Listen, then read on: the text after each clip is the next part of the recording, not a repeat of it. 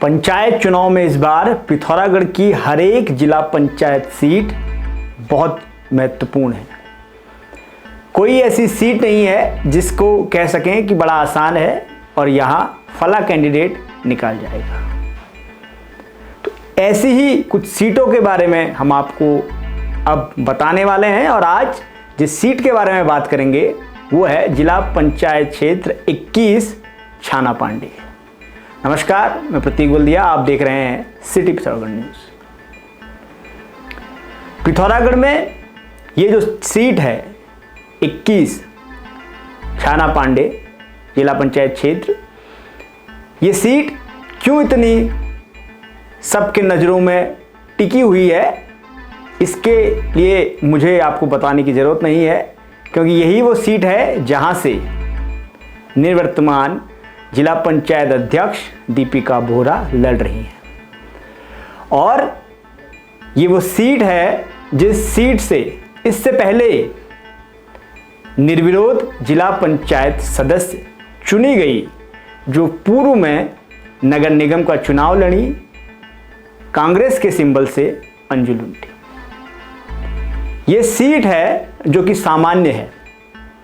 इस सीट में कुल 8 उम्मीदवार उतरे हुए हैं, जिसमें से 2 महिलाएं और 6 पुरुष उम्मीदवार हैं। ये सामान्य सीट होते हुए इस सीट में जो जातीय समीकरण है वो भी सुन लीजिए, क्योंकि पंचायत चुनाव में जो जातीय समीकरण हैं वो गांव में क्या अपनी अपनी पैठ बनाते हैं, क्या गुटबाजी होती है और किसके जीतने और हारने की वजह बनते हैं, ये जानना बहुत जरूरी है। ये 8 उम्मीदवारों में से जो 3 चेहरे हैं वो ब्राह्मण चेहरे हैं, 4 जो चेहरे हैं वो ठाकुर चेहरे हैं और 1 अनुसूचित जाति से आते हैं। अब ये जो बड़ा इलाका है छाना पांडे का, इस इलाके में जो चेहरे उतरे हुए हैं, एक तो मैंने बता दिया दीपिका बोहरा जो पिछली बार की जिला पंचायत अध्यक्ष हैं। उनके सामने पूर्व प्रधान की पत्नी उतरी हुई है रश्मि पांडे, जो छाना पांडे गांव से पूर्व प्रधान रहे हरीश चंद्र पांडे की पत्नी है। इसी के साथ एक ईश्वर चंद है यहाँ से, जो पूर्व में बीडीसी मेंबर रह चुके हैं। और जो मैंने आपको गुणागणित बताया जातीय समीकरण का कि जो कैंडिडेट किस जाति से आते हैं, उसी हिसाब से कुछ गांव भी यहाँ डिस्ट्रीब्यूटेड हैं, जिसमें कुछ ब्राह्मण बाहुल्य गांव हैं, कुछ ठाकुर बाहुल्य गांव हैं और कुछ मिक्स हैं, जहां सभी तरह के लोग रहते हैं। और इस सीट पे इतने उम्मीदवार का उतराना अपने आप में इस सीट को हॉट सीट बनाता है और लोगों की निगाह इस सीट पे अटकी रहेगी चुनाव तक, ये भी पक्की बात है। अब इन गांव की अगर बात करें जो इस क्षेत्र में पड़ता है, दिकतोली है, आगर है, नाकोट है, छाना पांडे है, ये ब्राह्मण बाहुल्य गांव माने जाते हैं। अगर बात करें भुरमुड़ी की, रोड़ीपाली की, झूड़ी मलान की, ये ठाकुर बाहुल्य गांव माने जाते हैं। इसके अलावा कुमियाचौड़ और मोस्टोमानू का जो इलाका है वहाँ मिक्स रहते हैं, चाहे ठाकुर रहें, चाहे ब्राह्मण रहें या अनुसूचित जाति के लोग रहें। ये सारे समीकरण जीत हार के लिए जरूरी हो जाते हैं, क्योंकि इसमें से जो 8 उम्मीदवार हैं, जीतेगा तो एक ही, लेकिन कोई उम्मीदवार किसी को फायदा पहुंचाने के लिए खड़ा किया गया होगा और कोई उम्मीदवार किसी को नुकसान। अब ये क्या समीकरण बन रहे हैं इसको जान लीजिए। जहां एक तरफ पूर्व की जिला पंचायत अध्यक्ष यहां से लड़ रही हैं और वो अपनी सीट बदल के यहां से लड़ रही हैं, उनकी पारंपरिक सीट बास्ते थी जो इस बार आरक्षित हो गई है। उनके सामने अगर बात करें तो कांग्रेस की तरफ से आधिकारिक रूप में तो किसी ने अपना उम्मीदवार नहीं उतारा है। हालांकि कांग्रेस कह रही है कि जिस तरह से नगर निगम चुनाव में स्थानीय विधायक ने उनके कार्यकर्ताओं का मनोबल गिराया, उसको देखते हुए वो अपने कैंडिडेट कौन है वो ओपन नहीं कर रहे हैं। लेकिन जो जानकारी है वो ये है कि इस सीट में पिछले बार भी जिला पंचायत सदस्य का चुनाव लड़े ललित धानिक। जिन्होंने बाद में अपना नाम वापस ले लिया और इस सीट से पिछली बार अंजू लुंठी निर्विरोध चुनी गई। इस बार ललित धानी का समर्थन पिछले तौर पे अगर कहें तो पर्दे के पीछे की कहानी यह है कि शायद कांग्रेस पार्टी कर सकती है, व्यक्तिगत रूप से अंजू लुंठी कर सकती हैं।